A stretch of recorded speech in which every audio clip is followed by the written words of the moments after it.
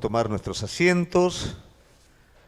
Damos gracias a Dios por este tiempo lindo en el que vamos a estar viendo un poquito la introducción a Primera y Segunda de Corintios. Damos la bienvenida también a la iglesia que nos está siguiendo por medio de la red. Tenemos mucha gente que están enfermitos, que están guardaditos en la cama, y tenemos otros valientes que son capaces de, en medio del frío y todo, venir. Así que bueno, ahí estamos. Nos agarró mal este frío, ¿eh?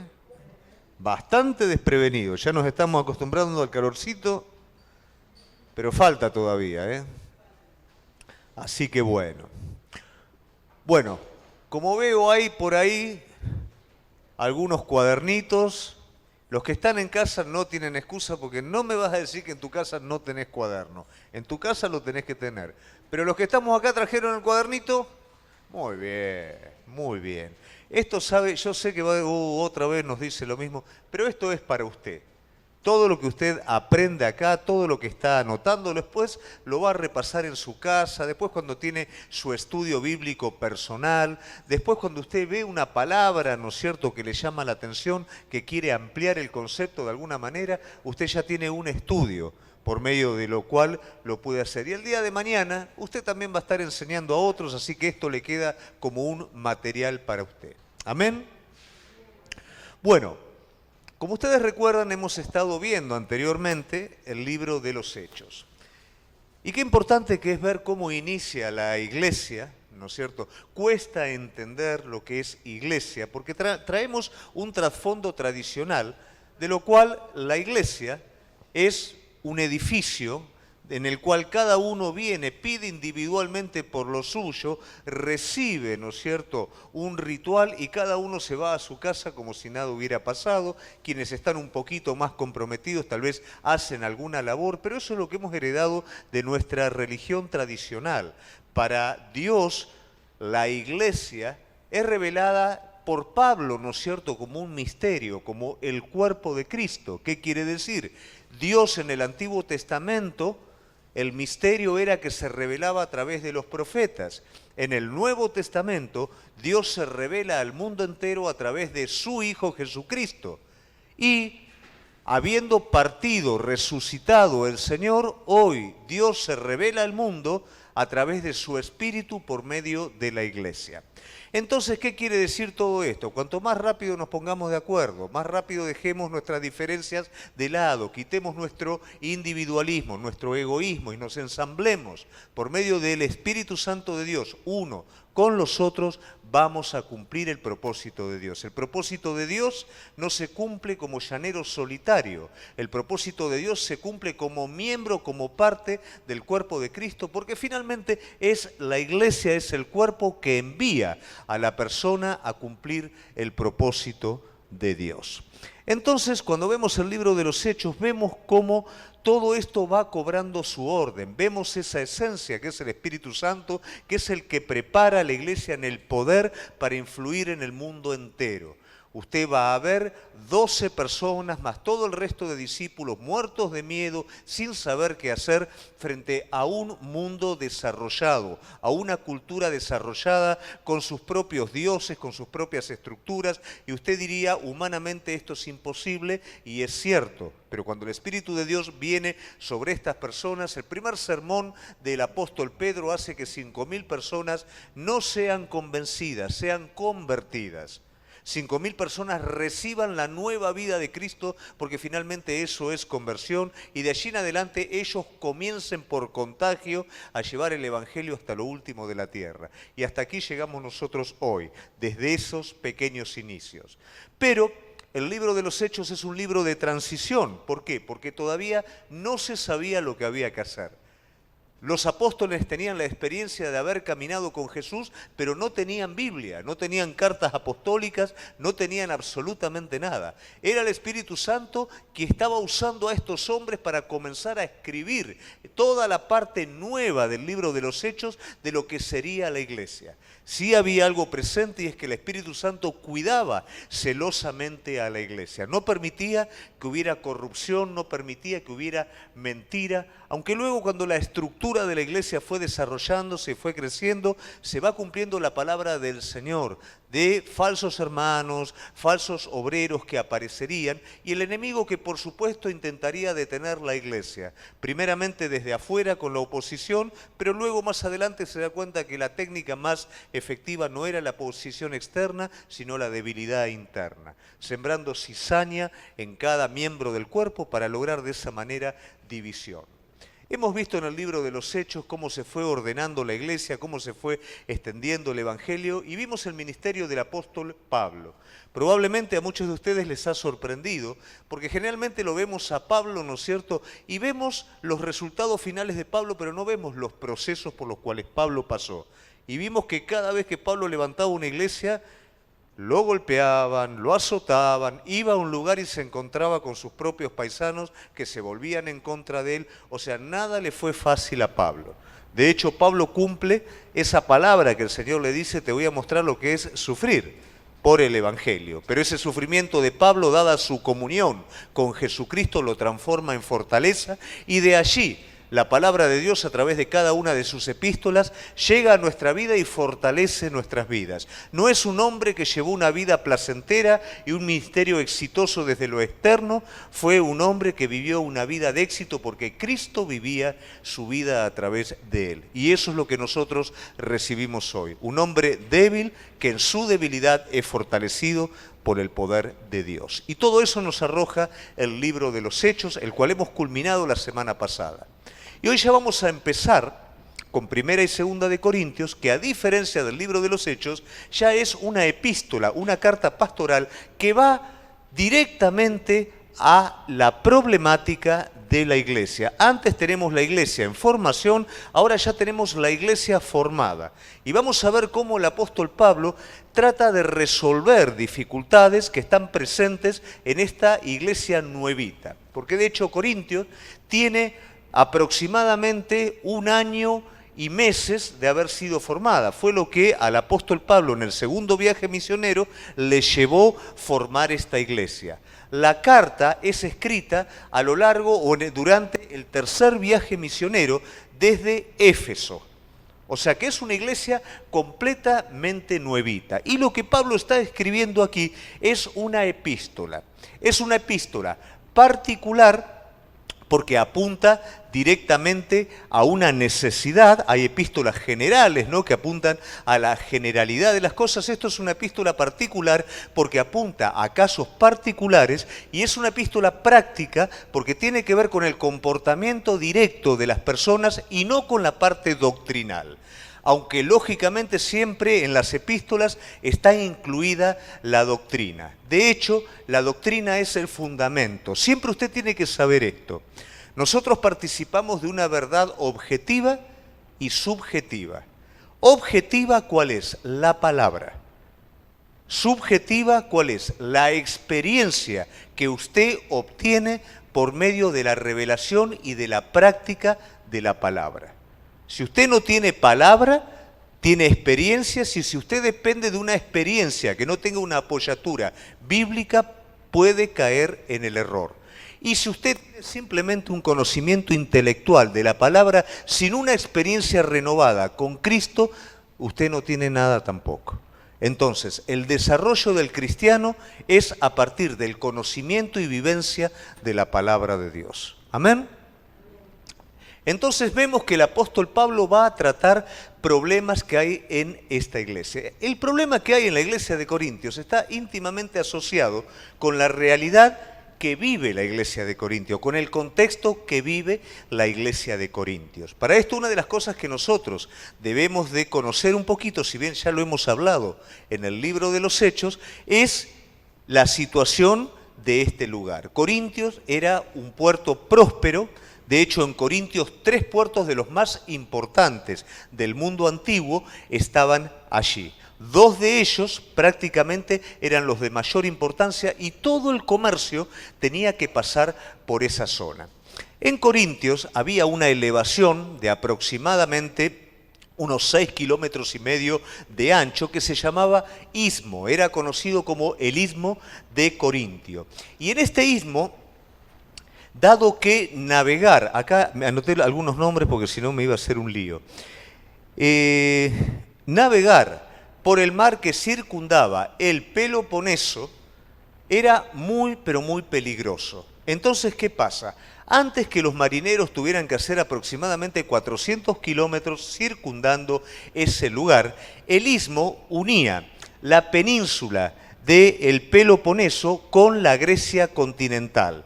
Ellos preferían, antes de navegar por esos mares, que era un suicidio seguro, hacer que sus barcos, ¿no es cierto?, descargaran, si fueran barcos grandes, toda su mercadería y por este istmo llevaban la mercadería, o si eran embarcaciones medianas chicas, se les colocaba una suerte de plataformas móviles y se las llevaba por ese istmo.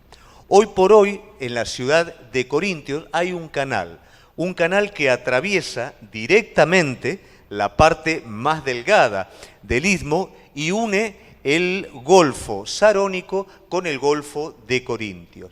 Este canal comenzó en la época de Nerón y a fines del siglo XIX este canal está terminado. Esto nos muestra algo.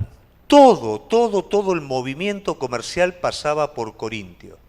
¿Qué quiere decir esto? Que cuando todo el movimiento comercial, todo el mundo antiguo tenía allí ese punto de encuentro, había de alguna manera un sincretismo religioso, era un lugar cosmopolita, había distintas razas, habían distintas personas y todo esto generaba de alguna manera no solo una prosperidad económica, sino también una degradación moral.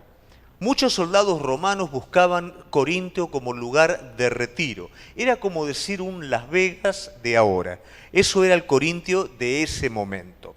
Esta ciudad, dada su crecimiento comercial, en el 146 a.C., es destruida por Lucio Muño. Y luego es reconstruida en el 46 antes. No es este Lucio es otro. Este es más contemporáneo. Este es antiguo. Fue reconstruida por Julio César. Fue destruida primeramente porque, dada su proliferación económica, quería correrse de ser una colonia romana. Frente a esto, lógicamente, una potencia que está queriendo ganar el mundo como imperio, frente a la rebeldía, castiga. Pero Julio César se da cuenta de lo que esta ciudad significaba, en el 46 a.C. la edifica nuevamente, la levanta nuevamente y toda su proliferación económica vuelve inmediatamente como antes.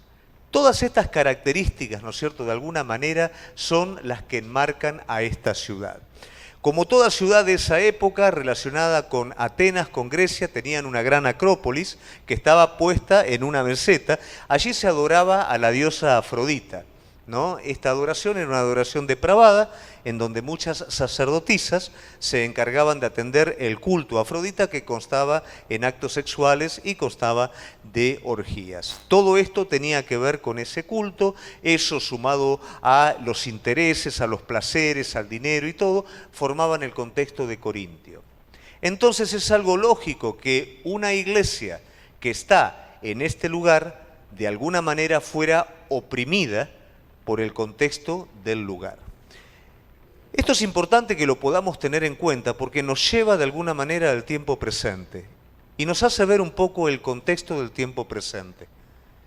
A veces consideramos que hay lugares que es imposible meter una iglesia ahí, diríamos, ¿no? Sin embargo, algo de lo que nosotros tenemos que entender, la iglesia no es un edificio, la iglesia no es un sistema humano, la iglesia es cuerpo de Cristo y la luz resplandece en las tinieblas y las tinieblas no prevalecen contra la luz. Pueden haber momentos de dificultad, pueden haber momentos en donde parece que la iglesia es arrasada, que la iglesia ya no tiene oportunidad, como ha ocurrido en la historia. Pero siempre el Señor guardó un remanente, siempre guardó, como hablábamos la vez pasada, personas diferenciales, llenas del poder del Espíritu Santo, y basta eso Basta que esa persona diga, Señor, acá estoy. Basta un Jeremías en medio de toda una situación apóstata. Basta un Eliseo, un Elías en medio de un pueblo apóstata. Basta un David que diga, no puede avanzar el enemigo de esta manera, para que el Señor tome esa vida y haga algo distintivo al respecto. Pablo entendió que era el lugar en donde era necesario que una iglesia de Jesucristo estuviera allí presente. Vamos entonces a ir a los primeros versículos. Vamos a ver solamente 9 versículos, porque hoy vamos a ver la introducción. Luego Diego y Reggie van a continuar. Nosotros solamente vamos a ver 9, porque en el capítulo 1, versículo 1 al 9, es un preludio de todo lo que va a venir. Entonces, prácticamente nos va a estar hablando de cuáles eran los problemas y cómo Pablo encara esto. Los problemas básicamente tenían que ver, y algo que le voy a contar también. Primera de Corintios no es Primera de Corintios. Se dice que hubo una carta anterior. Si usted se fija en el capítulo 5, versículo 9,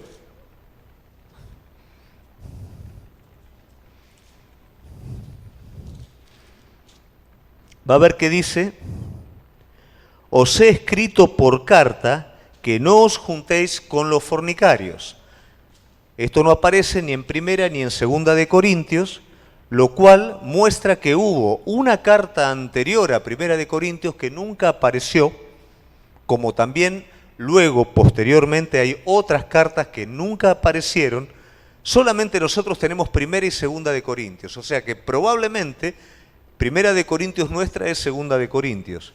Y Segunda de Corintios puede ser Tercera o Cuarta de Corintios, no sé. Pero lo que tenemos en el canon sí es Primera y Segunda de Corintios, pero esto nos muestra también que el apóstol Pablo, en su preocupación, no solamente escribió 2 epístolas, sino varias epístolas a fin de poder exhortar a la iglesia. Algunos de los problemas generales que tenía la iglesia tenían que ver con la autoridad de Pablo, no respetarla. Tenían que ver con lo sacrificado a los ídolos, si estaba bien lo sacrificado a los ídolos, no. Algunos tenían fe, otros tenían una conciencia más débil, había problemas y disensiones entre ellos. Sí había mucho problema de depravación sexual y tenían un problema doctrinal con respecto a la resurrección. Esos básicamente eran los problemas que había en la iglesia de Corintios, y estos son los problemas con los cuales va a tener que tratar Pablo. Nos va a parecer que son problemas que suceden allí, pero nos vamos a dar cuenta que en la medida que desarrollemos el estudio, estos problemas probablemente también de una forma o de la otra van a estar presentes en la iglesia o en la congregación local también. La palabra de Dios dice: no hay nada nuevo bajo el sol. El hombre, el ser humano es cíclico, o sea que repite las cosas a lo largo de la historia y a lo largo del tiempo. Bueno, vamos entonces... Capítulo 1, versículo 1. Dice: Pablo, llamado a ser apóstol de Jesucristo por la voluntad de Dios, y el hermano Sóstenes. Este versículo, primeramente, es una carta de presentación del apóstol Pablo, porque se cuestionaba el asunto. Uno de los problemas que había en la iglesia era la parte de división. ¿Correcto? Apolos había estado predicando en ese lugar, había personas que conocían a Pedro. Algunos se identificaban con Apolo, otros con Pedro, otros con Pablo, ¿no es cierto? Entonces ya empieza a haber una división. Miren, yo como pastor soy muy celoso del asunto de división, porque me ha tocado ver cosas que son realmente desgarradoras. Me ha tocado ver cómo han sufrido no solamente los siervos de Dios, sino cómo han sufrido familias enteras, cómo jóvenes se han apartado por divisiones y por todo lo que se ha dado en distintas congregaciones. Por eso yo soy muy celoso. De hecho, ustedes en la reunión de obreros escucharon que hasta les he dicho: cuidado, aún lo que hablan marido y mujer. No es esto con un asunto de sembrar temor, pero sí tener un temor reverente a Dios. ¿Sabe que todo problema se resuelve hablando? ¿Sabe que cualquier dificultad, si de repente yo tengo un problema como pastor, no, cada vez que el pastor habla, habla feo, me dice las cosas feo, ¿no es cierto? Capaz que sí o capaz que usted lo siente de esa manera. Entonces, si yo voy y le hablo: pastor, ¿usted tiene algún problema conmigo? ¿Qué problema vamos a tener? Ah, discúlpeme, porque es un raye que yo tengo a veces, ¿no? Cuando se habla, lo mismo que con un hermano, cuando usted tiene un problema con un hermano, no hable con el otro hermano, porque el otro hermano no tiene ningún problema con el que usted tiene un problema, pero del momento que usted habla pasa a tener un problema también. Y el enemigo usa todo eso, ¿no es cierto? ¿Y qué hace con eso? Divide. Vuelvo a repetir, la iglesia es cuerpo de Cristo. Cristo decidió a partir de la iglesia expresarse al mundo y hacer su obra a través de la iglesia. Y como el enemigo sabe y lo entiende, ¿qué es lo que hace? Provoca la división, provoca el individualismo, para que la iglesia no funcione como un cuerpo, sino que cada uno haga lo que bien le pareciere.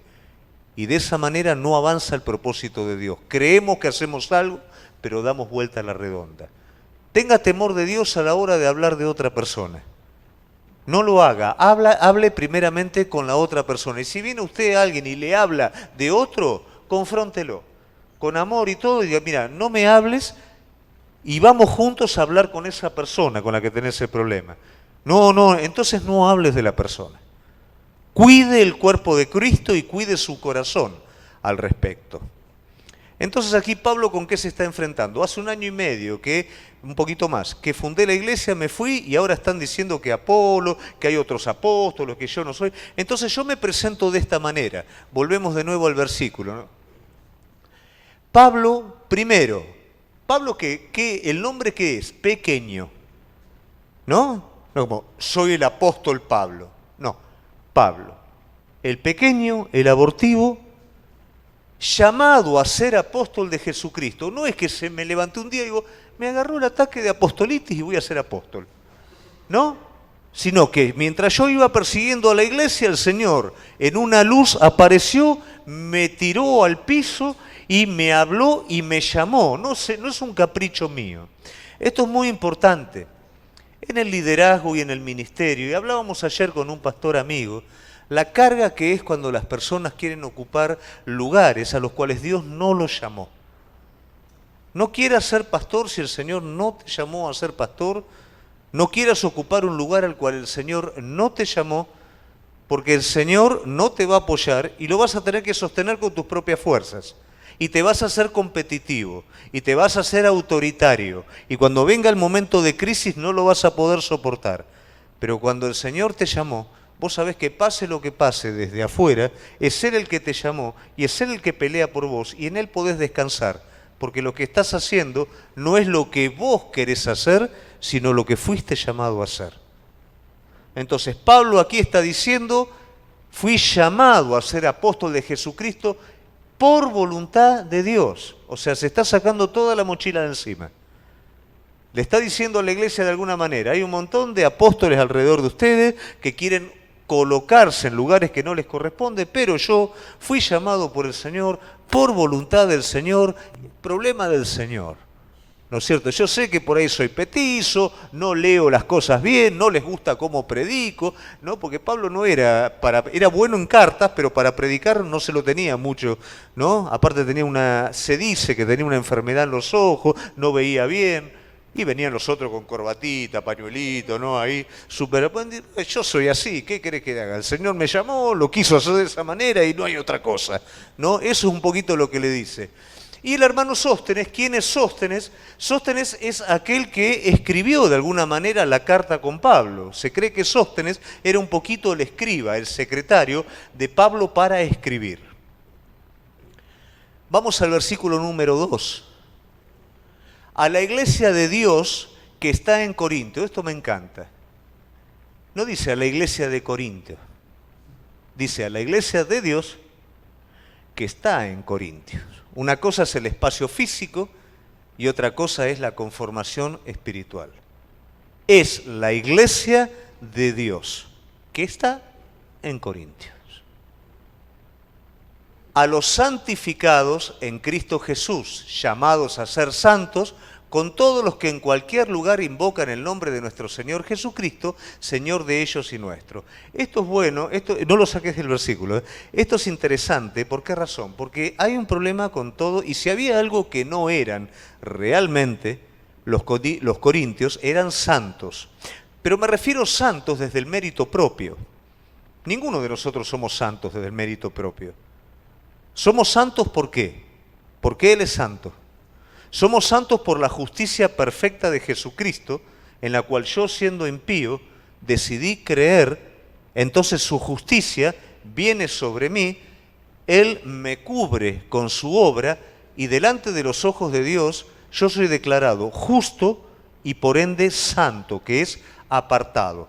Si yo me quiero hacer santo a mí mismo, me hago legalista. Pero si yo acepto el estado de santidad que el Señor dio sobre mi vida a partir de la obra de Jesucristo, es una gratitud tan grande que yo tengo que busco la justicia en mi comportamiento. No es que peleo por ser mejor, amo lo que Él ama. Yo cuando me convertí no sabía lo que era la palabra, no tenía idea de nada. Lo único que entendía dentro mío que el Espíritu Santo me llenó. Y realmente lo que quería hacer, ¿viste? Cuando vos recibís una copa de cristal que no querés que se manche, que se rompa. Entonces cuando yo recibo en mi corazón esto, yo era un poquito, no, era boca sucia, era mentiroso. Yo no me propuse no mentir más y nunca más decir una mala palabra. No quería, no me salía a hacerlo. Porque no quería que nada tocara o manchara lo que Dios me había dado. Cuando vos sos agradecido por la justicia de Dios, porque Dios te hizo perfecto y justo sin serlo, por gracia, tu vida reacciona a semejante amor cuidando e indirectamente te vas santificando. ¿Me entendés? No es que ahora voy a ser santo. No, olvídate. Olvídate. Pero cuando yo a Él lo tengo en el lugar supremo de mi vida y no quiero que nada toque eso, me voy renovando, me voy renovando. Entonces, ¿qué pasa? Les está hablando de la posición, no de que ellos son santos o están practicando la santidad, sino les está hablando de la posición. Ustedes son santos en Cristo, llamados a ser santos con todos los que en cualquier lugar los está descentralizando. No es que ustedes son algo, porque los corintios se creían algo especial. Ellos tenían muchos dones, pero no tenían carácter. Y cuidado con esto, iglesia. Si vos tenés dones, vos tenés cualidad, pero no tenés carácter, es más difícil y es preferible que no tengas nada. Vos tenés un don, pero no tenés carácter de Cristo. Y vos te vas a pretender justificar en ese don. Cuidado que yo tengo don, pero no tenés carácter de Cristo. Sos carnal, sos orgulloso, sos mentiroso. Ese don no te salva. Ese don no vale de nada. En tu nombre echamos fuera demonios, en tu nombre, pero no los conozco. No hay piedad, no hay misericordia, no hay carácter de Cristo. Bueno, ellos estaban enorgullecidos por los dones que tenían, pero no tenían carácter. Entonces Pablo acá está descentralizando todo y dice, no es que ustedes son santos. ¿Santos quiénes son? En todo lugar del mundo, aquel que escucha y cree. Muy bien, vamos al 3. ¿Se entiende, iglesia, hasta acá? Vamos versículo por versículo, estamos tratando de desarmar bien todo. Gracia y paz a vosotros de Dios, nuestro Padre y del Señor Jesucristo. Esto es una manera común de Pablo de saludar, ¿no es cierto? Viste, hoy hablábamos creo que con Alejandro, ¿no? Que también uno de los saludos de Pablo es espero que seas prosperado en todas las cosas, que algunos toman eso, ¿no? Como para desmembrarlo y predicar el evangelio de la prosperidad, pero eso es un saludo, es como decir espero que te vaya re bien, ¿no? Bueno, es un formalismo, es un saludo. Pablo acostumbraba a utilizar estas dos palabras, gracia y paz. Gracia, que es el don inmerecido dado por Dios a nosotros, y paz, que es el producto directo de ese don recibido. Entonces, con esto Pablo saludaba, recordando el don y recordando también el producto del don, que es la paz. Es un saludo, recuerden. Porque en todas las cosas fuisteis enriquecidos en Él, en toda palabra y en toda ciencia. Vamos al 6. De tal manera que nada os falta en ningún don. esperando la manifestación de nuestro Señor Jesucristo. Hasta ahí. Fueron enriquecidos en todo. ¿En quién? En Él. Esto es muy importante que vos lo puedas entender. Todo, todo, todo. Y cuando digo todo, ¿sabés lo que quiero decir? Todo. Es en Él. Nada es en vos. Es todo en Él. El apóstol Pablo en el libro de Efesios, cuando nos habla de la justicia, es en Él. Cuando nos habla de nuestra posición espiritual, que estamos en lugares celestiales en Cristo, y todas las riquezas espirituales que cada uno de nosotros necesitamos para vivir una vida conforme a Dios y hacer la obra de Dios, están ¿en quién? En Él. Y en Él somos enriquecidos. En Él somos enriquecidos. En Él tenemos justicia. En Él tenemos testimonio de Cristo. En Él tenemos posición espiritual y en Él tenemos toda riqueza necesaria para la labor que tenemos que hacer. Pero el medio para llegar a eso, ¿cuál es? La fe. Todo lo tenemos por medio de la fe. Si no existe un ejercicio de la fe, esas cosas están allí y yo no las alcanzo. Vos tenés una posición de justicia en Cristo, ¿correcto? ¿Sos justo o no? ¿Sos perfecto o no? Pero viene el enemigo y señala algo que no está bien adentro tuyo. ¿Es cierto que no está bien? Sí. Entonces, creo a la justicia de Él. Y si hice algo malo me arrepiento y su sangre me lava y me limpia y permanezco en la posición, o acepto la acusación del enemigo y estoy tirado en el cuarto subsuelo como el peor, el inmerecedor de todo. Es por medio de la fe. Me enfrento a desafíos a los que no puedo, personas que tienen más autoridad natural o poder que yo, pero Él dice que yo estoy en lugares celestiales, ¿correcto? Entonces, frente a esa situación, ¿confío y tengo temor del hombre o realmente tomo la posición que Dios me dio a su lado y actúo en virtud a eso? Es por medio de la fe. ¿Qué necesitas hoy para tu vida? ¿Necesitas confianza? ¿Necesitas fe? ¿Necesitas poder del Espíritu Santo? Todo eso está preparado para vos. Ahora, espero que eso venga o realmente abro mi corazón, lo busco y lo reclamo para mi vida. Es por medio de la fe. ¿Y cómo se genera la fe? Todo lo que tiene que ver con la vida de Cristo es primeramente tiene que pasar por la muerte. La vida de Cristo en vos y en mí es una vida de resurrección. Si yo no muero a la debilidad, no soy fuerte. Si yo no muero al pecado, no accedo a la santidad. Si yo no muero a mi mal genio, no hay mansedumbre. Si yo no muero a mi egoísmo, no hay amor. Pero esto no es algo simplemente intelectual. Esto es algo que viene sobre tu vida por situaciones reales. Enojos con tu familia, con tu esposo, tu esposa, tus hijos, tu vecino, el que te llama por teléfono que te hace sacar de quicio, que no quiere atenderte, porque no quiere atenderte, entonces te tiene 7 horas, ¿no es cierto?, atrás del teléfono, el que te pasó mal y te encerró. Todo está diseñado divinamente en la soberanía de Dios para que esa fe fluya y para que por medio de esa fe vos puedas acceder a tu estado de justo, a tu posición en lugares celestiales y a la abundancia de Cristo Jesús de riquezas espirituales que están para tu vida. Y todo para que vos seas conforme a Cristo y puedas hacer la obra de Cristo. ¿Se entiende?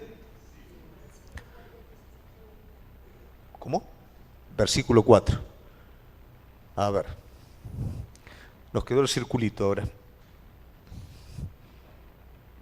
Bueno. Gracias de hoy a mi Dios, siempre por vosotros, por la gracia de Dios que fue dada en Cristo Jesús. Porque en todas las cosas fuisteis enriquecidos, al 5. Pasamos al 5.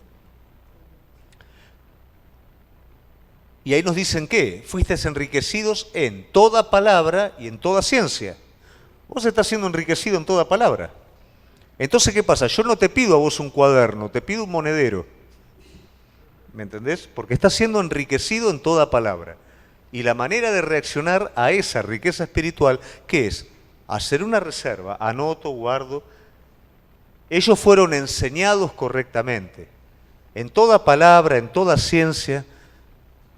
Cuando espiritualmente yo comienzo a desarrollar, o mi vida espiritual se empieza a desarrollar, aunque no sea una persona capacitada a nivel intelectual, a nivel espiritual comienzo a tener discernimiento, comienzo a tener sabiduría según la palabra de Dios, y es una riqueza que se agrega sobre mi vida. Esto no quiere decir que yo no tenga ni que crecer, ni que estudiar, ni que prepararme en lo intelectual. Pero esta riqueza se agrega en nuestra vida, porque no es según carne, sino es según espíritu. Y ellos estaban siendo enriquecidos en todo lo que tenía que ver con el espíritu, en todo lo que tenía que ver con la palabra. 6. Así como el testimonio acerca de Cristo ha sido confirmado en vosotros. 7. De tal manera que nada os falta en ningún don, esperando la manifestación de nuestro Señor Jesucristo. Están completos. ¿Cuántos están completos acá? La palabra de Dios nos dice que en Él estamos. ¿Ves? Siempre es en Él. ¿Por qué? Porque Cristo es el que tiene que tener la preeminencia en todo. Si vos te pones a prestar atención en cada uno de estos versículos, está implícita o explícita la preeminencia de Cristo. ¿Por qué razón? Porque todos los problemas que tenían los corintios es porque habían corrido sus ojos de la centralidad de Cristo. Y se estaban preocupando en otra cosa que no tenía nada que ver. Entonces, aquí el apóstol le está diciendo, todo ustedes lo tienen en Cristo. Todo está en Cristo. Para tu vida, para mi vida, todo está en Cristo. Y de repente te levantaste, pero no hay nada alrededor. Está todo en Él. Las cosas suceden adentro. Lo de afuera ayuda, pero no tiene capacidad de lograr ningún tipo de cambio y de valor espiritual. Todo sucede adentro. Por eso lo mejor que te puede pasar es recibir todo lo que vos necesitás de la mano de Él mientras vos estás siendo tratado. No arrebatarlo con tus propias fuerzas, sino recibirlo de su mano mientras Él te está formando a vos.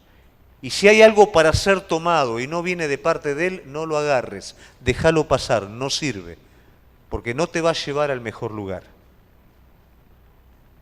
Somos ricos y toda la plenitud está en Cristo Jesús para acceder a ellos por medio de la fe. El justo por su fe vivirá. Amén. Entonces, hasta el fin, porque para que seáis irreprensibles en el día de nuestro Señor Jesucristo. Esto es importante porque aquí Pablo está haciendo mención a la segunda venida. Cristo viene, esto es bueno para cuando usted le tenga que hablar a personas, ¿no es cierto?, que son judíos, que muchas veces no entienden y que esperan el Mesías reinante, ¿no es cierto?, que ellos puedan entender que es cierto, el Mesías reinante viene en una segunda venida para juicio. En una primera venida vino el siervo sufriente. Los dos son el mismo. Es el siervo sufriente que se identificó con el hombre y el Mesías reinante que viene a establecer justicia.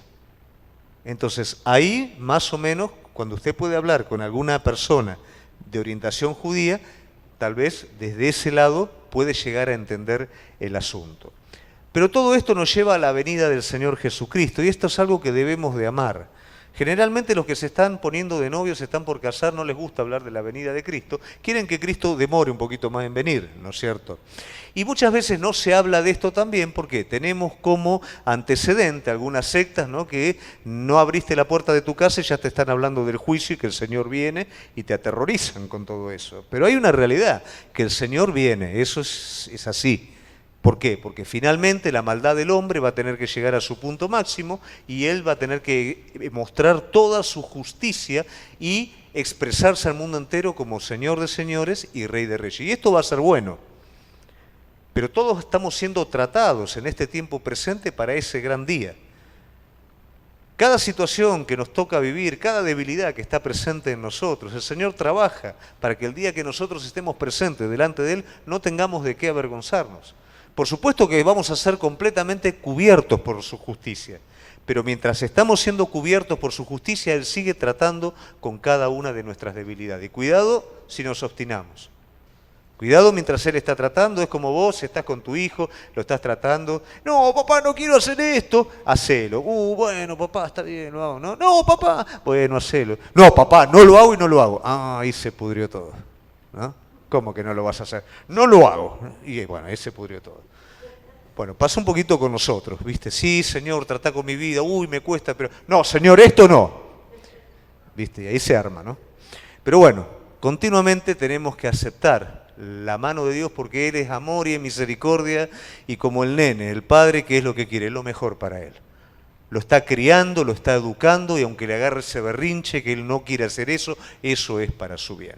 Y todo eso lo prepara para cuando sea grande, como esto nos prepara a nosotros para su venida, ser irreprensibles delante de Él. Versículo 9, fiel es Dios por el cual fuiste llamados a la comunión con su Hijo Jesucristo nuestro Señor. Y el versículo 9 es el que da la solución a todos los problemas que está pasando la iglesia de Corintios. Ellos perdieron la óptica de esto y esto pasa en nuestras vidas cuando perdemos la óptica de la fidelidad de Dios y el propósito por el cual fuimos llamados. Fuimos llamados a la comunión verdadera con Jesucristo. No fuimos llamados al devocional privado de 10 minutos. No fuimos llamados al tiempo de orar, ¿no es cierto?, y seguir con todo lo que tengo que hacer. Fuimos llamados a una comunión, para que ese momento con Él sea un momento en el cual vos puedas estar hablando y escuchando. Un momento en el que su Espíritu Santo te esté llenando, te esté transformando. Si no, nosotros tenemos la habilidad de hacer cisternas de las fuentes de agua viva, de algo que tiene que ser dinámico y espiritualmente esencial, lo hacemos algo estático y algo muerto. Entonces la comunión tiene que ver con una renovación continua, con entender la fidelidad de Él, con no perder la perspectiva real de Dios, que esto fue lo que pasó. Entonces, ¿qué es lo que vemos nosotros? Primeramente, vamos a ver que la iglesia estaba siendo influenciada por el mundo y por el contexto que lo rodeaba. Cuidado, iglesia, porque no es distinto Corintio al presente. Corintio tenía problemas sexuales, ¿no es cierto?, pero ni siquiera se arrima a los problemas que hoy estamos teniendo. Ni siquiera está cerca de las cosas que hoy estamos viviendo. Cuidado con todo esto porque hay un ministerio de iniquidad que está trabajando, que va hasta los días finales, hasta la manifestación del anticristo.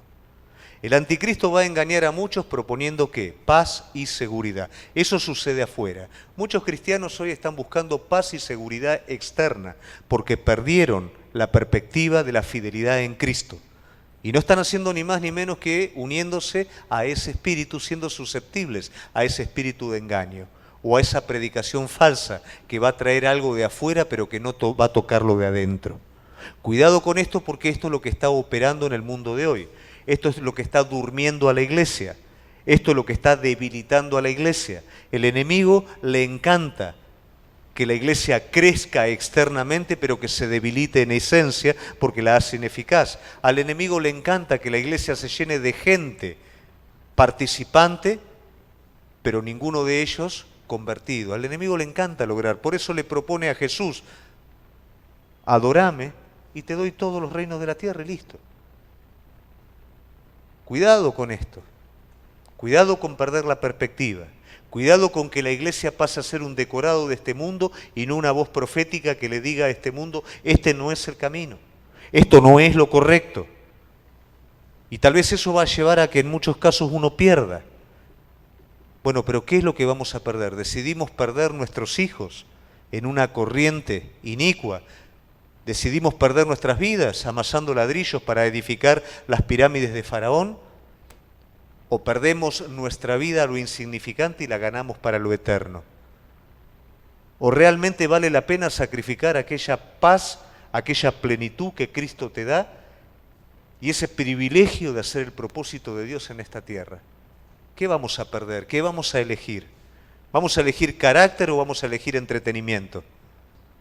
¿Vamos a elegir fidelidad o vamos a ceder a todo placer que se cruza en nuestras vidas? ¿Vamos a decidir comodidad o vamos a optar por compromiso con aquel que lo entregó todo para cada uno de nosotros? Hoy por hoy, como iglesia, como cuerpo de Cristo, fuimos llamados a hacer algo distintivo. Elías le dijo al pueblo, si Baal es Dios, seguile. Pero si Jehová es Dios, seguí a Jehová. Pero ya no claudiques más en dos pensamientos. No tiene sentido. O somos o no somos. O nos identificamos o no nos identificamos. Perdió el enfoque de Cristo. ¿Por qué a veces tenemos tantos problemas? Los problemas son iguales y siempre van a ser los mismos. Lo que perdemos es el enfoque. Cuando estamos enfocados en Cristo, los problemas nos construyen. Cuando estamos desenfocados de Cristo, los problemas nos aplastan.